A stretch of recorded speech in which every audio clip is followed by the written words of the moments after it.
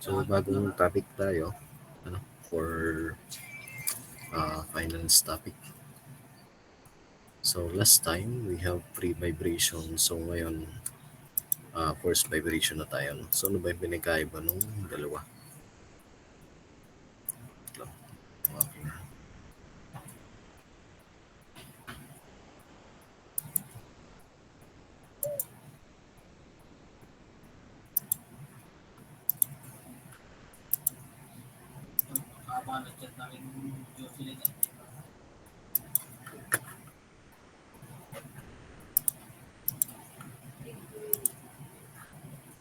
So pag sinabi natin force vibration, so vibration that occurs when a system is subjected to periodic force. So this time, sa system natin, merong nag-a-act na periodic force. So unlike dun sa ating spring mass mode, sa ating free vibration, na yung mass lang ng mismong system yung kino-consider natin. So this time meron na tayong periodic force or yung system natin is subjected to a periodic force. So force vibration, so pagdating dito, so ganun pa rin. So parang kailan din yung spring mass model natin, summation tayo ng forces, and then kung mapapansin nyo dito, yan. So meron na tayong periodic force or yung force P na nag-a-act dun sa ating system. So hindi na siya yung mismo mass or weight lang ng ating system. So pag nag-summation tayo dyan ng forces, so positive pa rin yung weight, then negative yung tension since pataas nga yan, then positive yung force P. So equate to 0. Then since T is equivalent to K deformation, or wherein kapag siya halimbawa nasa equilibrium, so assuming na yung P is equivalent to 0 or no periodic force is applied kapag siya ay nasa equilibrium. So mawawala yung P or force P. So we have here weight minus K deformation is equivalent to 0. So sinubstitute lang yung K deformation. And then, so equate lang natin. So weight is equivalent to K deformation. So ito na yung ating at equilibrium. So pag nag-vibrate na yan, so at vibration, so yung summation of forces natin is equivalent to mass times acceleration. So we have here our weight minus tension plus yung ating force P is equivalent to mass times acceleration.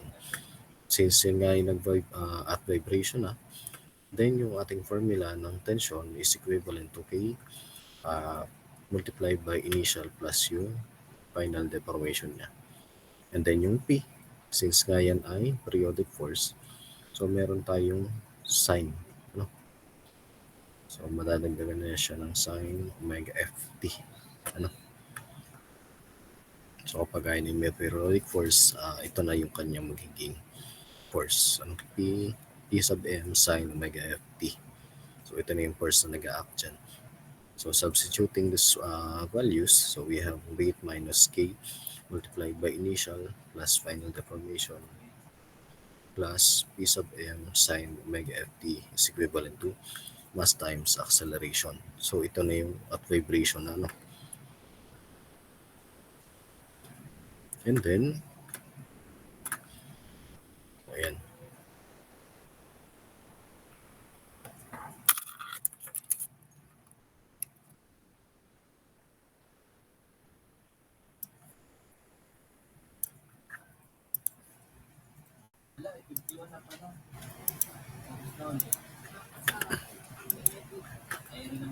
Anong gagawin ko na lang din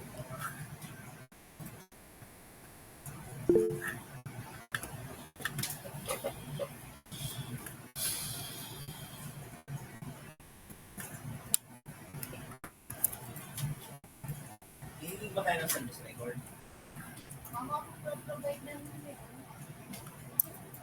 Dahil iyatan sa service record Kailangan pala natin ito.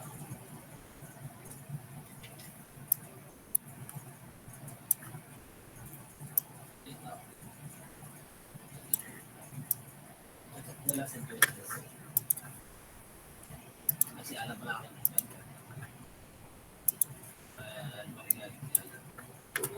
So ito, para mas makita nyo ng ayos. Ano? So medyo malabo nga lang yung ating text. Okay.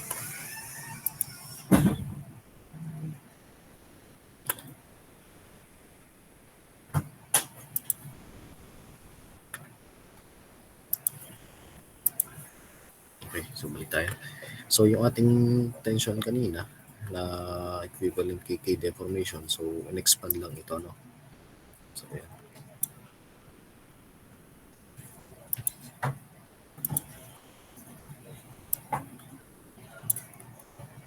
Ito. So in-expand lang ito yung ating tension kanina. And then yung since yan nga ay equivalent kay mass times acceleration, yung ating acceleration is sinubstitute lang natin kay x double prime. So since second derivative of x with respect to time is equivalent to acceleration. And then since yung ating at equilibrium nga, so equal lang itong ito. So at equilibrium state natin, equivalent lang ito, no? Itong weight at saka itong K deformation. So balik tayo dito. So meron. Ilang di ba ayos? Ilang di ba ayos? Ikaw lang sa pala ko siya. Sila. So ito, Pwede pa na ako. since weight is equivalent to K deformation, and then makakancel lang yan. Pero yung picture ko, wala ka. Yung dati namin, wala Wala ka may. So makakancel lang ito. So cancel lang ito. Weight cancel lang itong K deformation. And then matitira na lang is ito. So ito na lang yung matitira. So we have here negative kx plus p sub m sin omega ft is equivalent to m x double prime. So lipat lang natin to. Or lipat lang natin itong negative kx sa kabila. So we have mx double prime plus kx is equivalent to p sub m sin omega ft. Or ito na yung ating equation. Yung para sa ating differential equation. So kaya nga lang before sa ating free vibration,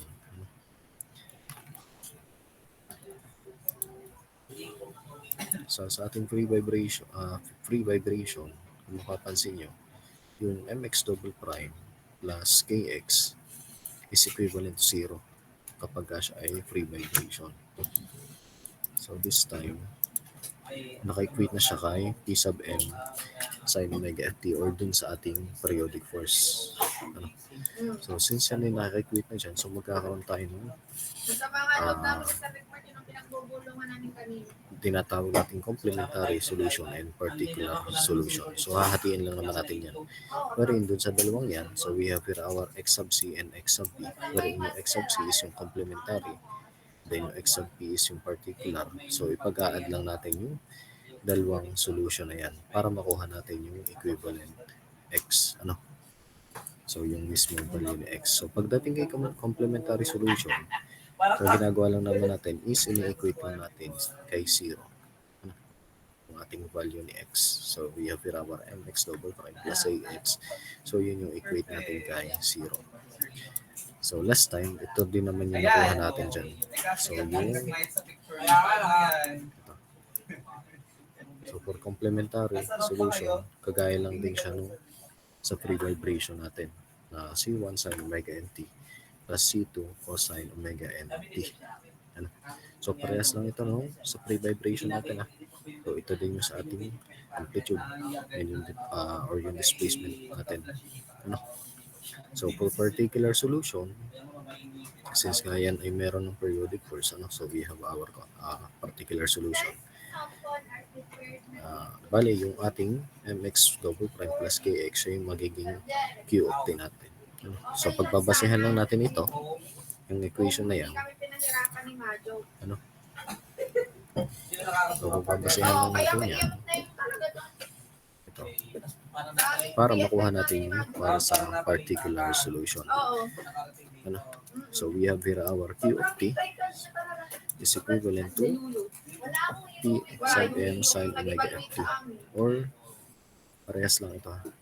Kinuha lang din natin siya dito. Ito na yung ating Q of t, yung mx double prime. Kaya kung mapapansin nyo dito, para sa ating particular solution, halos parehas lang yung kanyang itsura. Ano? Parehas lang yung structure ng formula natin. So, this time, since yan nga ay may periodic force, or force vibration na tayo. So, para maiba lang din. So, for omega n, so since meron siya dito kanina omega n, so this time meron tayo omega f, or indication lang yung f na para siya ay force sa periodic force. And then yung kanyang constant, so parehas lang din naman yan. Constant lang din naman ito. Iniba lang natin yung kanyang variable. So, yung structure ng formula is just the same as nung kagaya ng nasa free vibration. So, naiba lang yung ating constant. Yung variable natin na constant. And then yung kanina, so since for the free vibration, meron tayong omega n. So, this time, we have omega f, or indication siya na for periodic force. And then,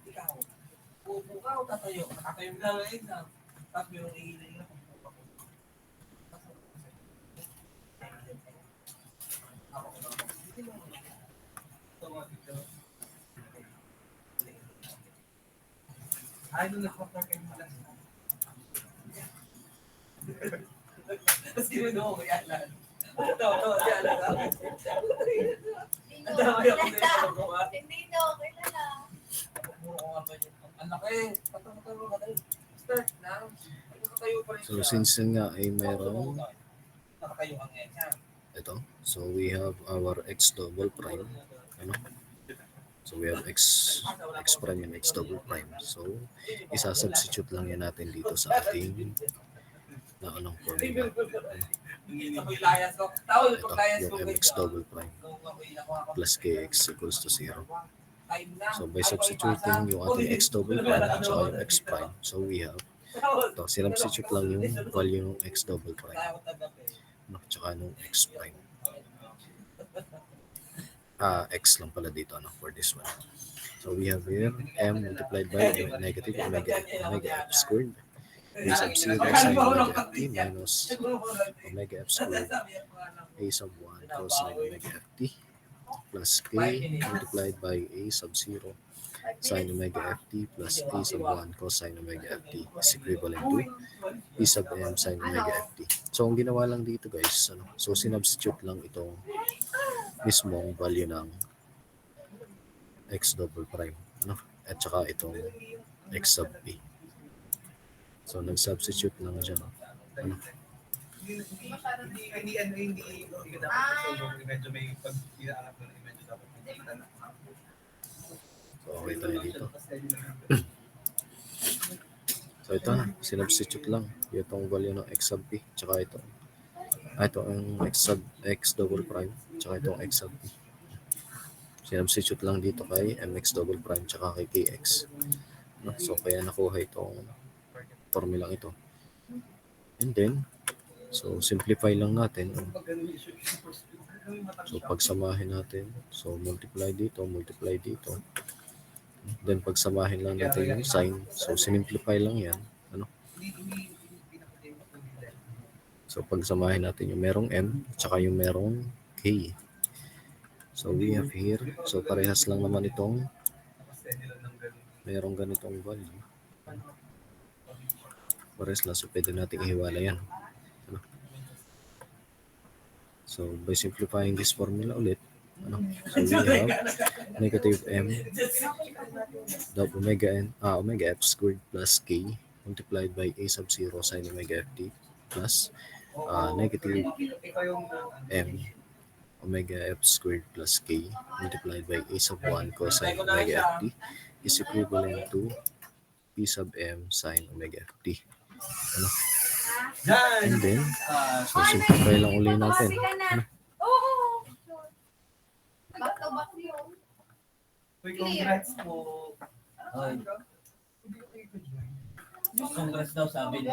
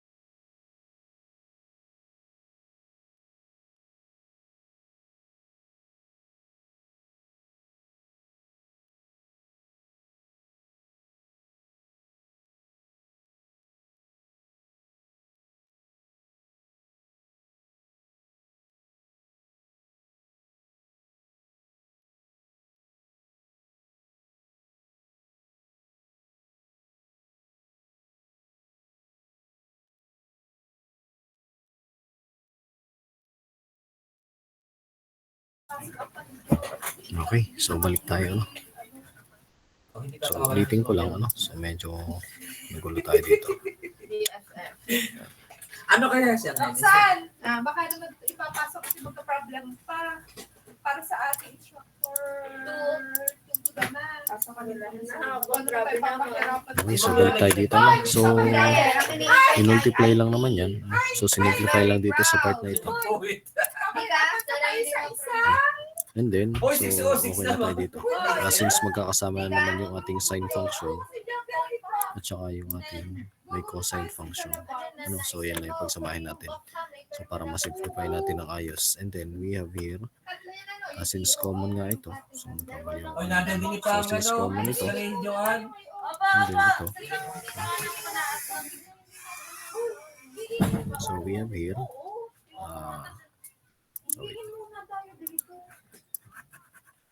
Okay, sige. Hindi ko lang masyado.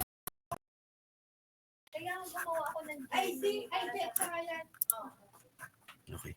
So, since common yan, since okay na yung ating trigo function dito. So, pagsamahin lang si sine, pagsamahin si cosine. Ay.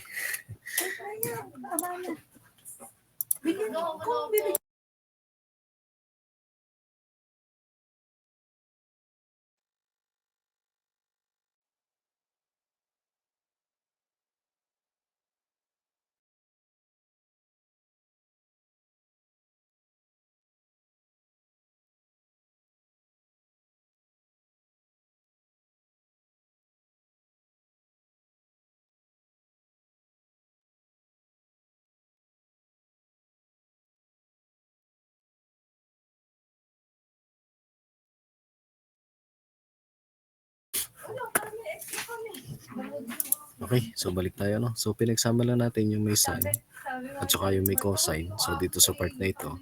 And then, ayan. So, finactor out lang naman natin yung common. So, since pares lang naman silang may sine, pares may cosine. So, finactor out lang natin para medyo masimplify natin yung ating equation. And then, pagkatapos dyan, so, tingnan nyo lang yung may sine function. So, evaluate lang natin muna yung may sine function natin. So, this time, so we have here negative m omega f squared plus k multiplied by a sub 0 sine omega ft is equivalent to pm sine omega ft. So, ito yan. So, yung meron lang sine function. And then, for this one,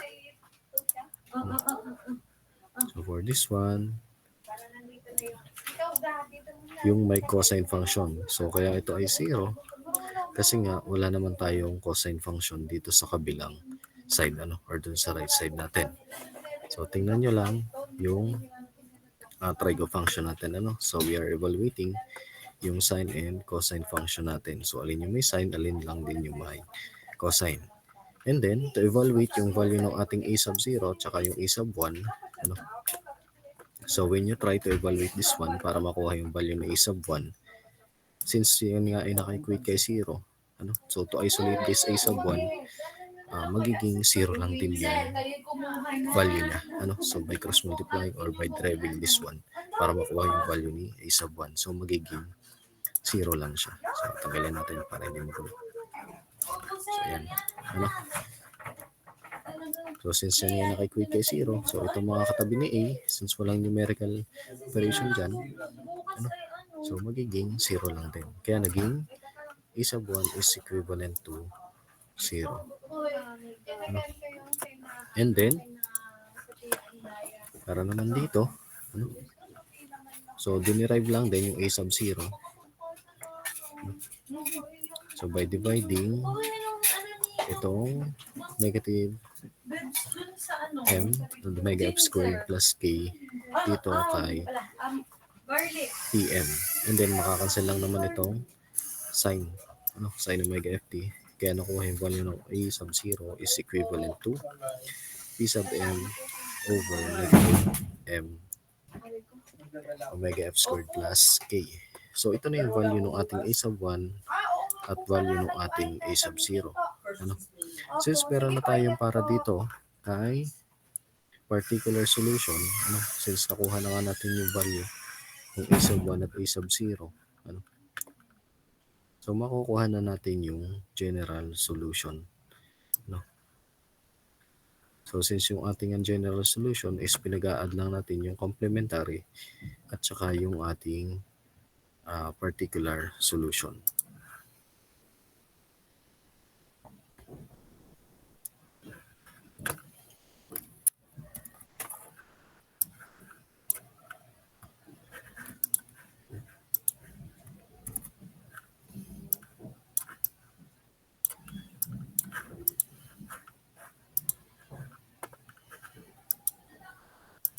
Okay, since we are evaluating nga ulit dun kay value ni x, no? So since yung x nga yun or yung displacement na yun is equivalent lang din sa ating amplitude, so makukuha lang natin yung ating amplitude is equivalent to dito sa ating ito. Ano? Ito yung ating value ng amplitude. Yung P sub m over negative m omega f squared plus k. Ano? And then by deriving this formula, ano? So nakuha natin yung, although ito ay medyo mahaba-haba pa, ano? So kinuha lang natin yung value ni m. So kung mapapansin nyo, meron tayong value ni m dito.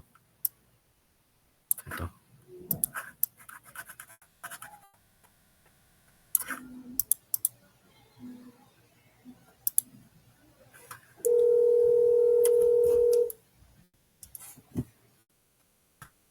So ito, meron tayong value na m dito. So, yan naman ay galing lang. So ito kaya nagkaroon dito, mapapansin nyo, nagkaroon na tayo ng omega n dito sa part na ito. So, yan ay yung m dito. Ano, yung m dito sa part na ito. So, pinalitan lang yan ng, or nanggaling lang yan dun sa formula ng omega n is equivalent to square root of k over m. Ano? So pag dinerive nyo yan, so makukuha nyo itong valueng ito. Wherein itong Pm over K is equivalent to deformation. Ano? Since force over spring constant is equivalent to deformation. So ito ay dinerive na lang. Ano? So saan nanggaling si omega n? Ito ay nung in-evaluate itong part na ito, ano, as square root, omega n is equivalent to square root of k over m.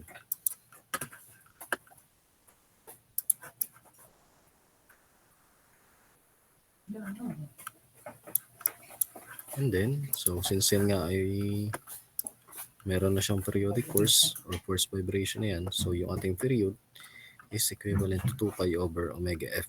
Ano? So parehas lang din naman yan yung ating maximum velocity and maximum acceleration. So ang iba lang, ano, pagdating dun sa free vibration, meron tayong omega n.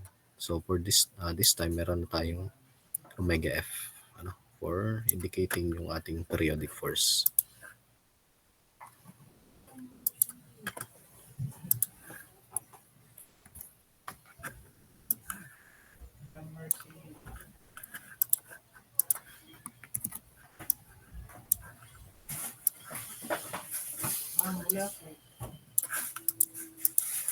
And then, para kay resonance, ano?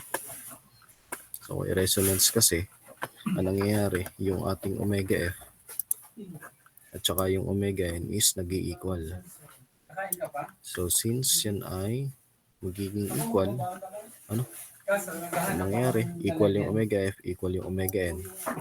Mangyayari dito sa ating formula, so omega n over omega n is equivalent to 1. Ano? So 1 squared is equivalent to 1, and then 1 minus 1 is 0. So any number or any equation divided by 0 is mangyayari, syntax error. Ano? Or indeterminate.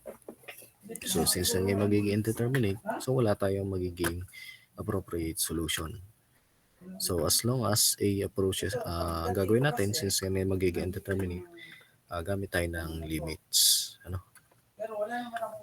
So limits of, so ito lang din, ano.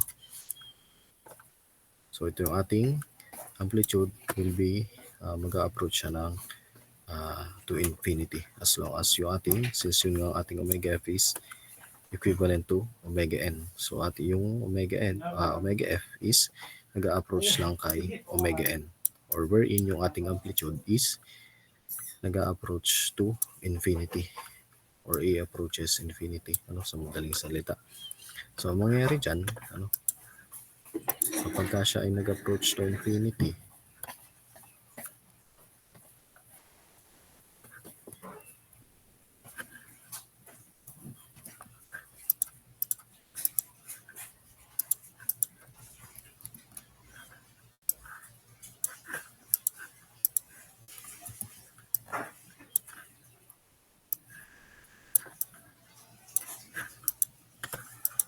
so ayan, ito yung mapapansin yung ating spring.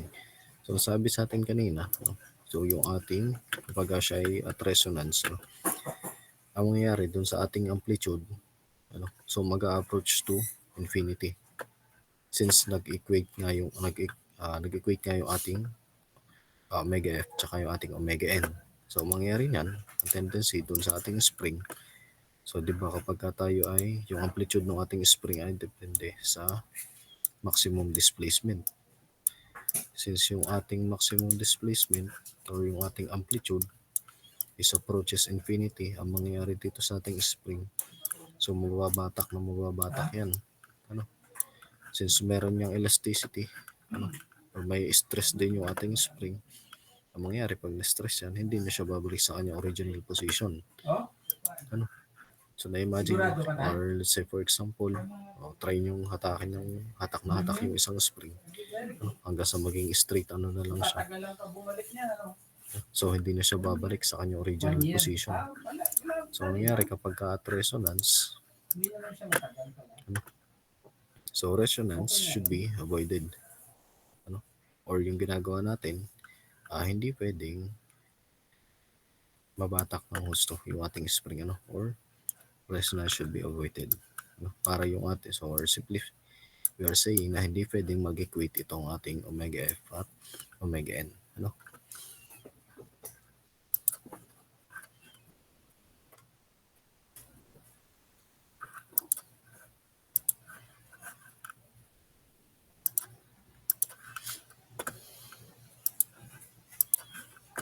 So ano ba yung resonance? So resonance is the phenomenon of increased amplitude that occurs when the frequency of a periodically applied force is equal or close to the natural frequency of the system on which it acts. So at first vibration, so ito lang naman yung formula ng ating amplitude, then yung ating period, tsaka maximum and velocity and acceleration. So kapag nag-equate yung ating omega F at omega N, so resonance yan, Then kapag naman siya ay yung ating omega F is less than omega N, so in phase. Kapag naman siya ay yung ating omega F is greater than omega N, so mangyayari ay out of phase. Or ganito yung mangyayari. Kapag in phase, yung system, Guard? ito. Para lang hindi sa mano.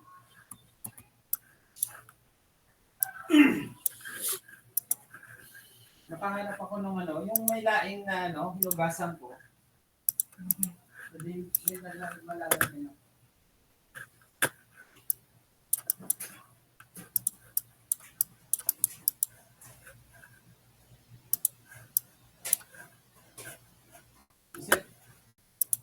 Dati nagkalit si Sir A na pagdating niya, daming pansit dito na nasira.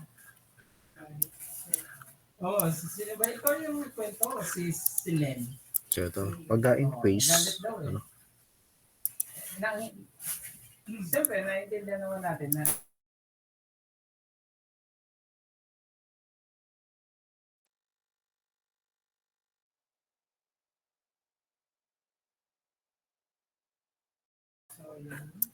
so kapag siya ay in phase, so we have here yung ating periodic force at saka yung system natin. So kung mapapansin nyo, yung ating periodic force at system ay nagsasabay lang siya ng movement, or in same direction. Pagdating naman kay out of phase, so opposite direction yung nangyayari, or mangyayari lang yung out of phase kapag sobrang bilis na nung Alam mo yan? frequency or sobrang bilis na nung movement. Year na Or lang. kung mapapansin nyo, parang medyo naiiwanan na yung system sa movement ng force.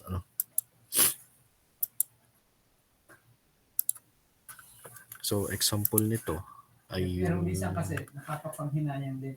sa ballpen. Ganito mga pagkain. Ano? When you try yung ginagawa natin ng Kaya dapat elementary kailangan. o ng mga bata pa, yung minumove yung ballpen, yung parang pinagmumukhaan yung nagke-curve yung ballpen natin. Kung mapapansin nyo, parang naiiwanan yung direction mo or naiiwanan yung ballpen. Or hindi nagsasabay yung movement no? Naiiwan tayo Force masisisi at saka kasi. yung system. So, ganun kapag ka siya ay out Sabihin, of bakit hindi phase. nagligpit? Parang gano'n. So, okay tayo nun. May tanong?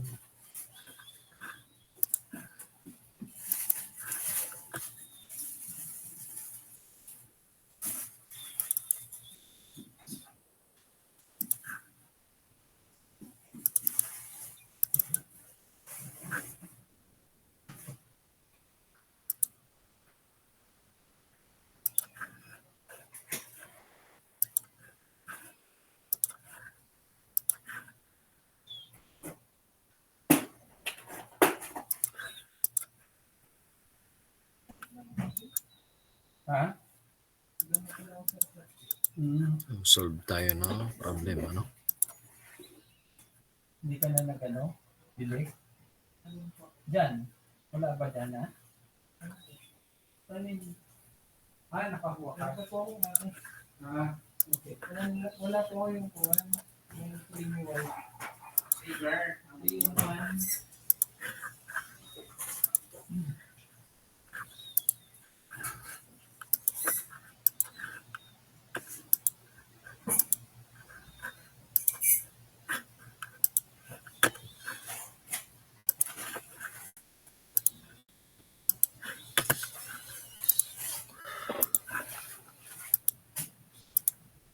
So, solve tayo ng problem.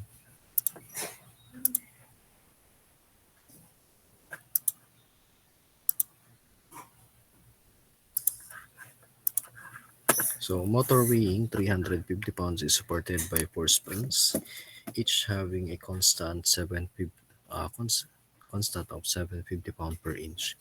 So, the unbalance of the rotor is equivalent to a weight of 1 ounce, located 6 inch from the axis of rotation. So, knowing that the motor is constrained to move vertically, determine the speed in RPM at which resonance will occur, and the amplitude of vibration of the motor at speed of 1,200 RPM.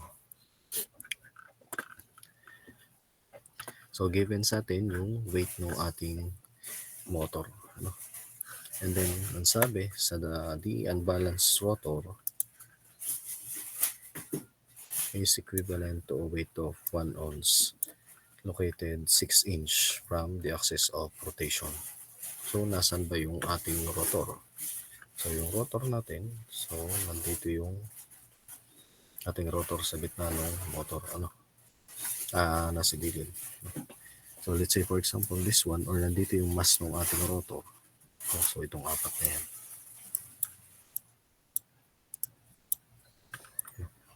Ang mangyari yan, since yan nga merong mass na given or weight na 1 ounce. So, meron siyang centrifugal force, wherein yung centrifugal force is always acting or pointing away dun sa ating point of rotation. So, nasan ba yung ating axis of rotation? So, nasa gitna. So, yung ating motor, ang mangyari na dyan is magmumove or iikot lang yung sa motor natin dun sa loob. And then, since umiikot yan, and then merong mass yung ating rotor, so magbabibrate yan. And then, meron tayong spring na nakatouch sa ilalim. So, a motor weighing 350 pounds is supported by 4 springs. So, 4 springs yung nasa ilalim yan. So, parallel, kung mapapansin nyo, so ay in parallel connection. So, nasa sa likod lang yung dalawa dito, So, kaya hindi nakikita dyan. So, since parehas lang naman yung spring constant nila, Ano? So, sige, try natin. So, yung weight ng unbalanced rotor, so sabi nga, unbalanced nga yung rotor, ano? So, meron siyang weight. So, meron siyang weight na 1 ounce or 1 over 16 pounds. So, convert lang natin into pounds. So, 1 over 16 pounds. Wherein yung location niya is 6 inch from the axis of rotation. So, nasa gitna ito. So, nasa gitna yung ating axis of rotation. And then, ito yung ating rotor. No? So, siya ay 6 inch away from the ito. 6 inch siya. So, kaya yung ating radius dito ay magiging 6 inch kasi mangyari lang naman doon sa ating rotor ay paikot pa rin. Ano? Kaya radius yung ating gagamitin. And then, hanapin natin si speed in RPM at which resonance will occur. And then, the amplitude of the vibration of the motor at speed of 1,200 RPM.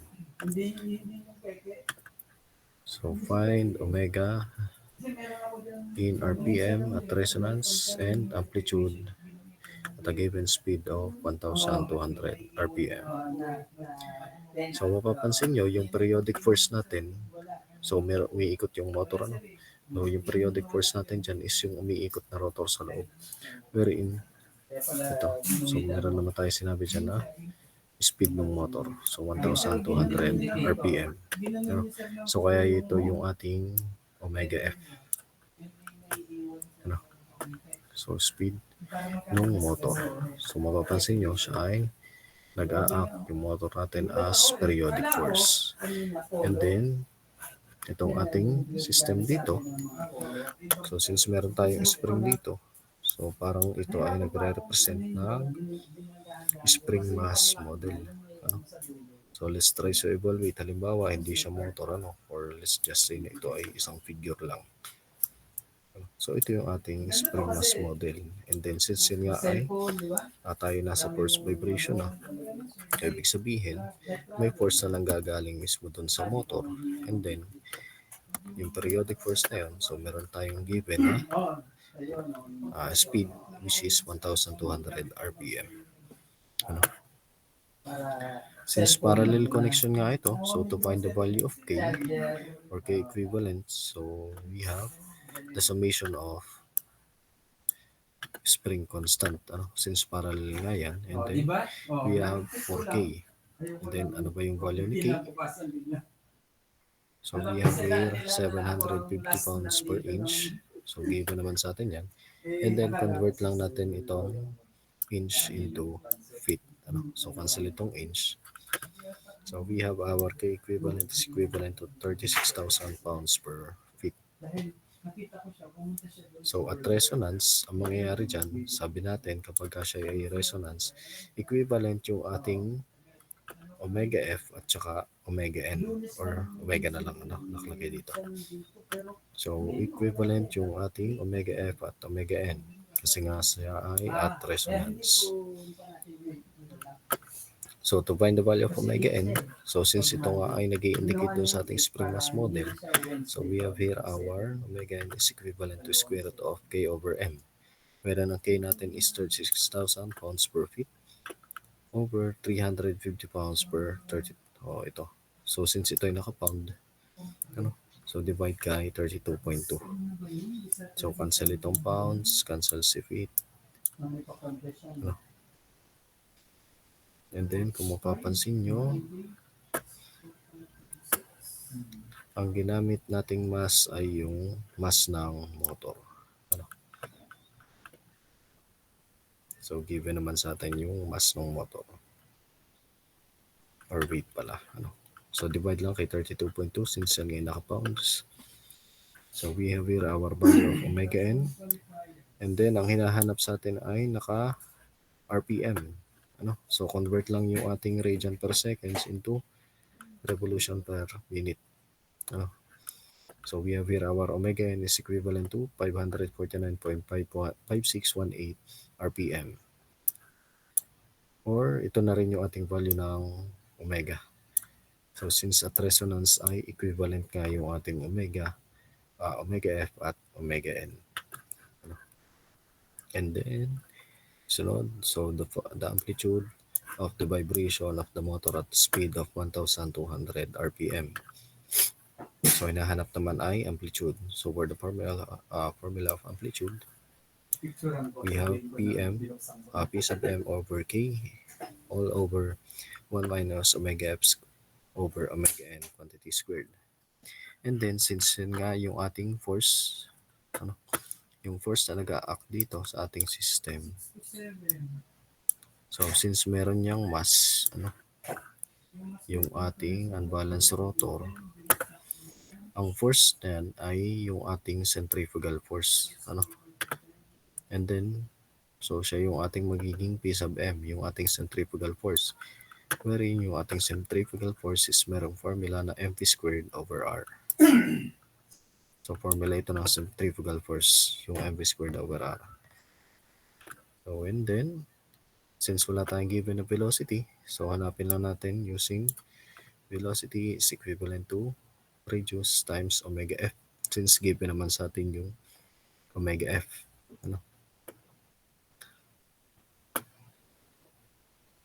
So, naka-RPM pa yan. So, convert lang natin. So, 1,200 RPM convert into radian per seconds. And then, multiply dito kay 6 inch or doon sa ating radius para makuha natin yung value ng ating velocity. And then, since nakuha na natin yan, so, given naman yung ating mass, given din yung ating velocity, given ang radius, makukuha na natin yung value ni centrifugal force. So, ito yung ating mass no unbalanced rotor. So, 1 over 16 pounds. Since ito ay naka-pounds, divide ulit kay 32.2. And then, yung ating velocity is naka-inch per second square. So, convert na lang natin itong feet into inch. So, cancel itong feet. So, kaya nagkaroon dito ng 1 over 12. So, multiplied by dun sa ating velocity quantity squared all over 6 inch. And then, magiging value ng PM or P sub M or yung ating centrifugal force is 15.3255 pounds. And then, para makuha yung ating amplitude. So, P sub M over K. So, ito sa ating formula, P sub M over K all over 1 minus dun sa ating omega F all over omega N quantity squared. Or ito yung ating omega F, which is 125.6637 all over 57.55 radian per seconds quantity squared. So we have here our value of omega n is 1.1298 times 10 raised to negative 4 feet or in feet. So ito lang yung value. So convert na lang naman yan. Since yan ngayon naka-negative, wala tayong negative na amplitude. So, ang gagawin na lang natin, since nag-negative nga yan, to make it positive, so, ikuhanin pa rin natin yung value, and then we can say na siya ay out of phase. So, pag negative ang sagot, to make it positive, indicate na siya ay out of phase. So, may tanong ba tayo sa ating problem? So, any question? Ilang minutes ka na lang. Yun na lang ano po siya, thesis. Okay po ako sa ng ilang May tanong pa ba? Sige, tanong mo na. Hindi, inabot ako sa Bago tayo lumipat. Parang magiging kasi kung may pwede na sa mga product tayo. Yung teacher mo si Ma'am Basan. Okay. So, kamusta ang midterm? Ang Ma'am Rosel po, dalawang subject na fundamentals of materials. Malala ba? Ang Sir A ay material failure. So, bubo na lang. Isang Bubo na lang. sa mathematics. Kada exam, bubo na agad. So, meron naman tayong bibigyan ko yung final assessment. Ano? Doon tayo magbe-base ng dito ng lulusot. Base, hindi nagpatulong. So, hindi naman pwedeng auto-pass. No? So, syempre, meron din tayo sariling assessment.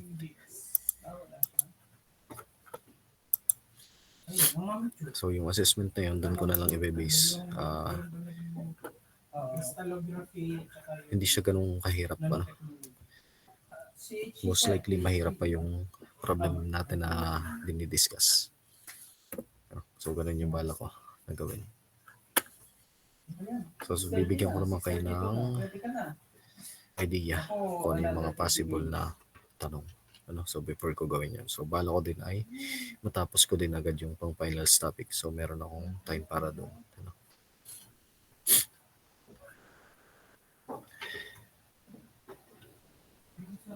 So, although walang sagot ng midterms and finals, pero yung assessment, okay naman. So, no problem.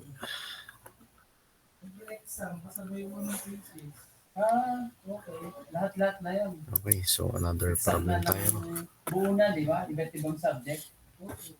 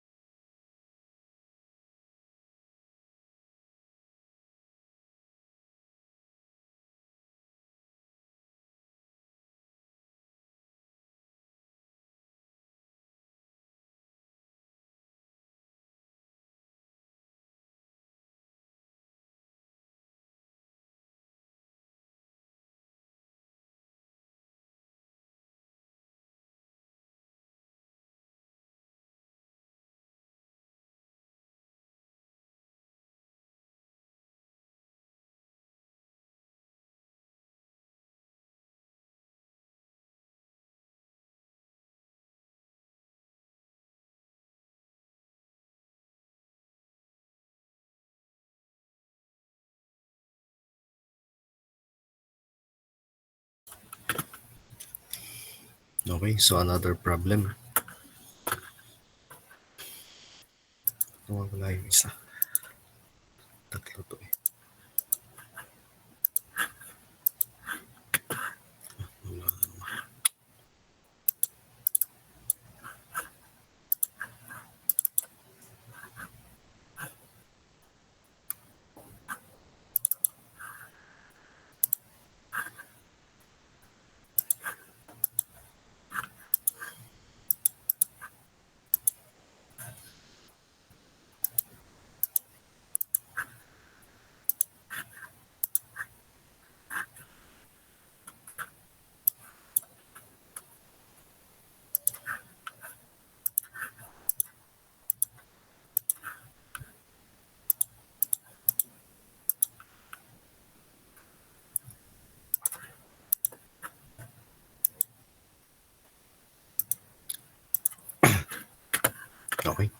The next problem, an 8 kilogram uniform disc of radius 200 millimeter is welded to a vertical shaft with a fixed end at B.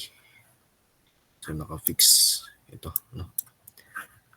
The disc rotates through an angle of 3 degrees when a static couple of magnitude 50 Newton meter. Yan, wala na naman.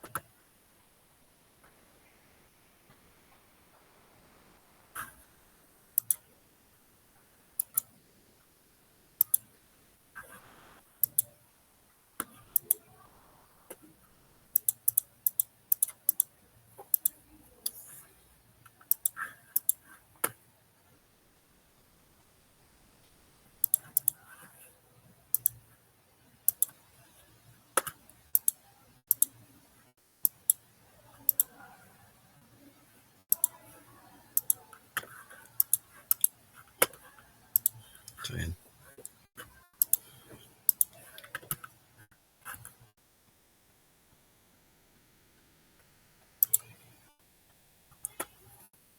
So the disc rotates through an angle of 3 degrees when a static couple of magnitude 50 Newton meter is applied to it. So if the disc is acted upon by a periodic torsional couple of magnitude T is equals to T sub m sine omega ft, where Tm is equivalent to 60 Newton meter. So determine the range of values of omega f for which the amplitude of the vibration is less than the angle of rotation. So caused by a static couple of magnitude T sub m. So nangyari dun sa ating disk, pinaikot at 3 degrees. So yung ating torque, mapapansin nyo, since yan nga ay meron na tayong periodic force, so meron tayong sine function. So given natin yung mass ng plate, 8 kilograms, then yung radius is 200 millimeter or 0.2 meter, wherein yung ating theta is equivalent to 3 degrees at nung nag-apply siya ng torque na 50 Newton meter. Then meron tayong another given na T is equivalent to 60 sine omega ft, or ito yung given na 60 Newton meter of torque. So ang hanapin is determine the range of values ng omega f. Range of values of omega f for which the amplitude of the vibration is less than the angle of rotation. So caused by a static couple of magnitude T sub m. So solve natin. So since meron nga tayong rotating disk dito, no? So nag-a-apply yung ating torsion of elastic rods. So for torsional, we have here our formula ng omega n is equivalent to square root of k over I, or yung ating mass moment of inertia. So since given naman yung ating mass, tsaka yung ating radius, so solve na lang natin yung ating value ng I. So I is equivalent to 1/2 mr squared. So 1/2 times 8 kilograms multiplied by 0.2 quantity squared. So we have here our value of I is equivalent to 0.16 kilogram meter square. Then indication, yung ating K, since yan nga ay torsional, so ang value na ating K ay meron siyang theta sa ilalim. So since given din yung ating theta, so yan ay naka 3 degree. So convert lang into radians. So kaya naging 50 over 3 degree multiplied by pi over 180. So conversion lang itong nasa denominator. And then we have here our value of K is equivalent to 954.9297 Newton meter per radian. Since yung ating ngang system ay torsional. And then by substituting this formula to the equation, so we have here our value of omega n is equivalent to square root of 954.9297 over 0.16. So makuha natin yung value ng ating omega n is equivalent to 77.2548 radian per seconds.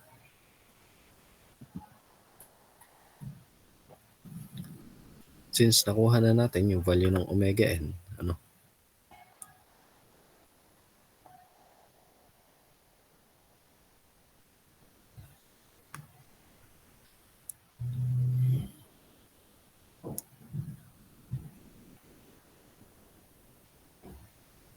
so para makuha ngayon yung value ng ating amplitude, so nakuha natin si omega n, kuhanin muna natin si amplitude.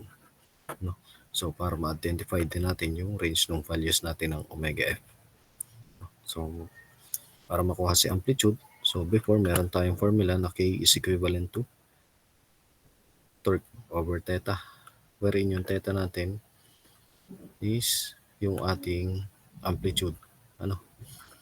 So yung theta natin or yung angular deformation is equivalent dun sa ating amplitude. So we have here our t or theta is equivalent to t sub m over k, wherein yung torque natin is yung 60 Newton meter or yung nag-apply dito sa force na ito. So sinabi naman dyan, meron tayong periodic torsional couple of magnitude. Since yan nga ay torsional, so siya ay periodic torsional. So kanina, meron tayong periodic force na tinatawag. So this time, kasi nga yan ay torsional, hindi periodic torsional, or torque yung force natin. So para makuha yung kanyang amplitude, so nung siya ay nag-apply na ng torque na 60 Newton meter, so kuhanin natin yung ating amplitude or yung theta using our formula. Theta is equivalent to t sub m over k. Since meron na tayong value ng k, so substitute na lang yan. So 60 over 954.9297. So makukuha natin yung value ng a or ng ating amplitude is equivalent to 0.0628 radians.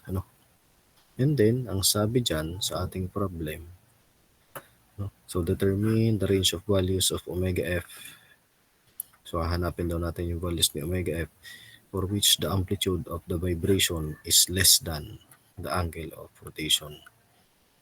So when yung ating amplitude is less than the angle of rotation.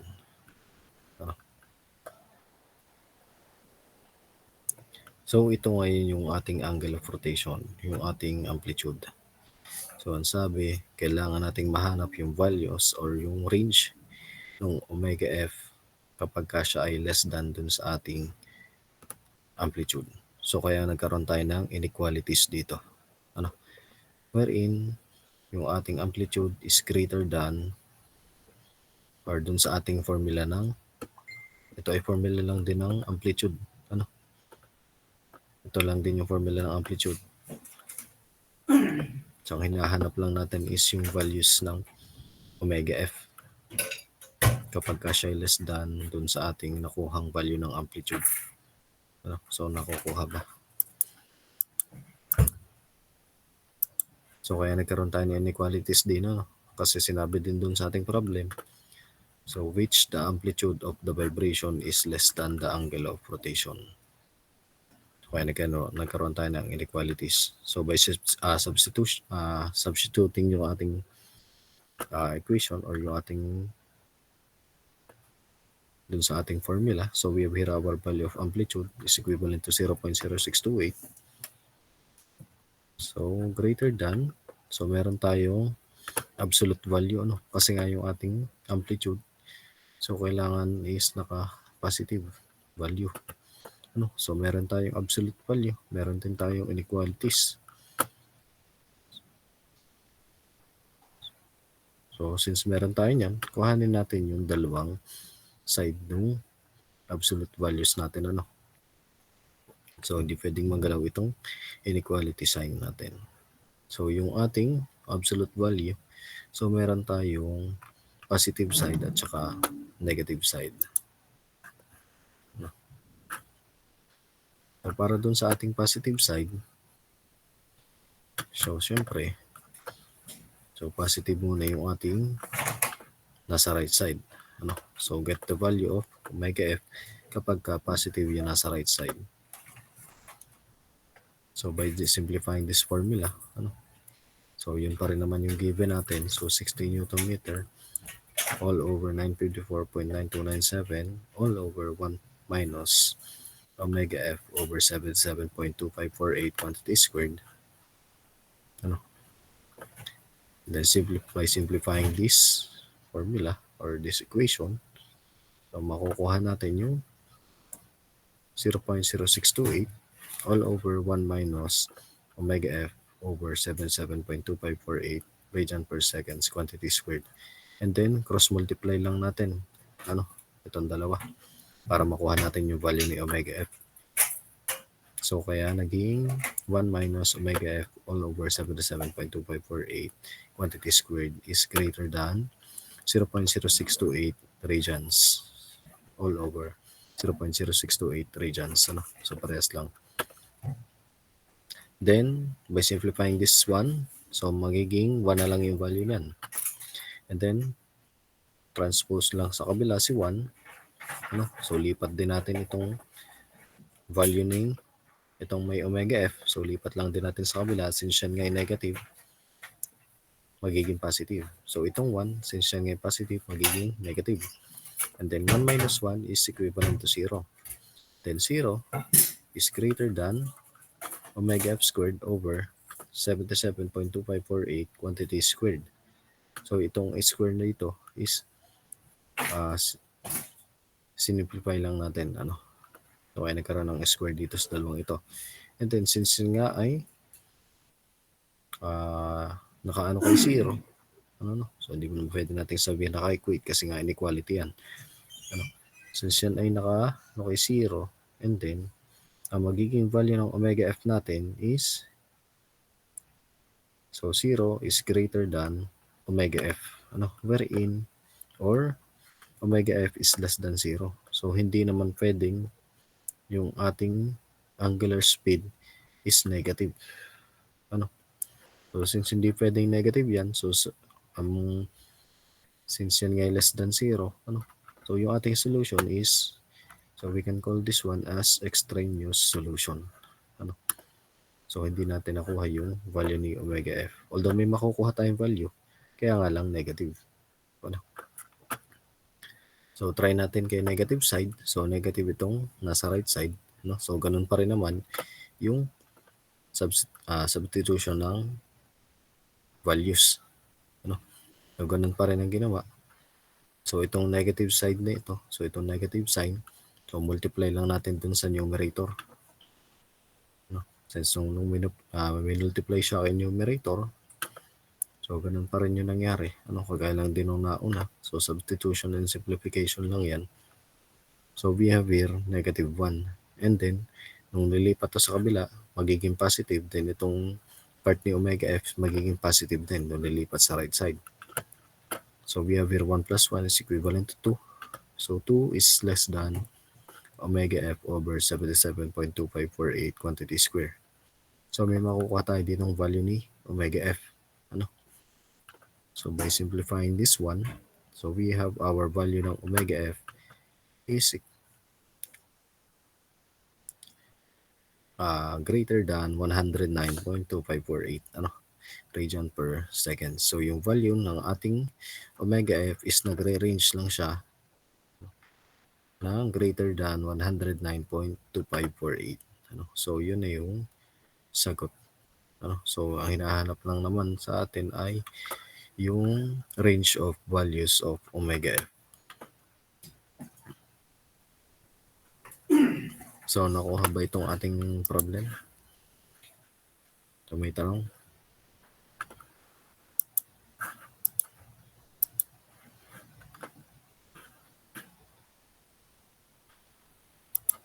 May tanong ba tayo?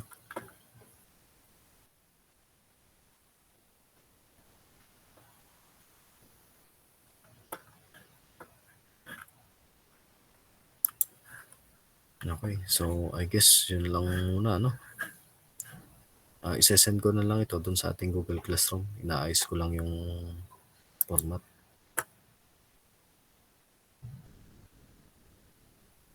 And then I think hindi ako nakapagpagawa sa inyo ng last na problem set before ng midterms. Yung kay equivalent system. Yes po, sir. Ayun. Sige. I-post ko na lang din yun. Ihahabol ko na lang din. Soldo kaya nyo na naman sagutan yun ako pag midterms na kayo. Isesend ko na lang yung problems. Next, since face-to-face naman tayo next meeting, para may mapapagkuhanan ako ng grade. Doon lang tayo kumuha. Problem set. Sige, may tanong pa ba? Ano yan?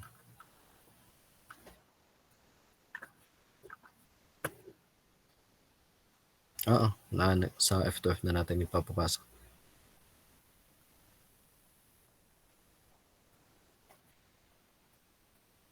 Ngayon ko na siya ibibigay. Para next, Hindi ko lang siya ibigay last time.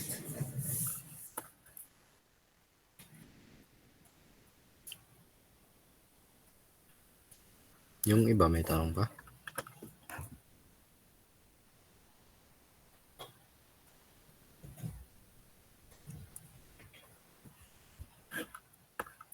Okay, sige. I think yun na lang muna sa ngayon.